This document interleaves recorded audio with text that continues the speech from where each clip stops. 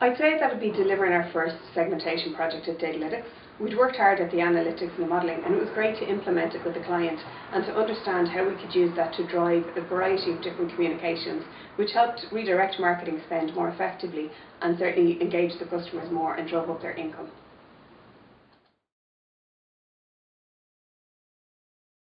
I think it's the reliability of that data, to understand that it's coming from a trusted source and that it's usable, accurate and up to date.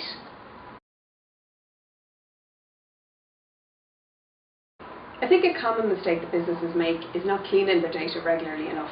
I think you need to clean your data set once a year. You need to look through it for duplicates and take them out. And you also need to remove some junk. Maybe you've got some data in your email field that isn't a valid email address. Take those out, and at least then you're analysing more accurate and reliable data.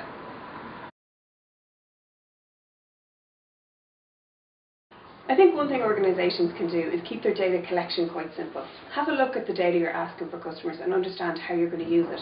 If you can't see a business need for that data, maybe don't collect it right now. You're just going to clog up your database with extra data that you don't need. To some degree, data is still just data. What technology is allowing us to do is access that data easier and analyse it in much simpler terms. I think one of the biggest things that's going to change for us is our use of predictive analysis. If we can start to use that better to nudge customers, we'll be able to send them more relevant marketing messages and we'll be able to retain them much easier. I think past behaviours are still a good indicator of future likely behaviours. So by looking back at what customers have done in the past, we can probably make our marketing more relevant and send them information that's more useful to them. I think to begin with, log on to the Data Protection Commissioner's website, dataprotection.ie. There's some very useful videos there that will help you to understand what your responsibilities are if you manage data on your customers.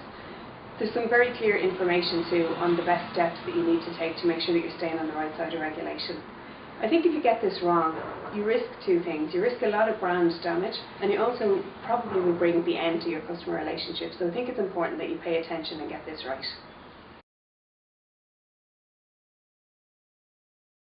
I think as marketeers we need to get more comfortable with analytics and data in general. I think we've all seen the line about mad men meets maths men and maths women, and I think that's where I see most marketing roles heading.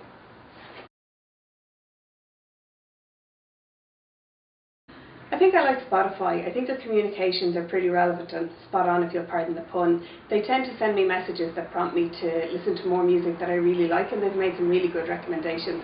So I can't help but think they're using their data very well behind the scenes.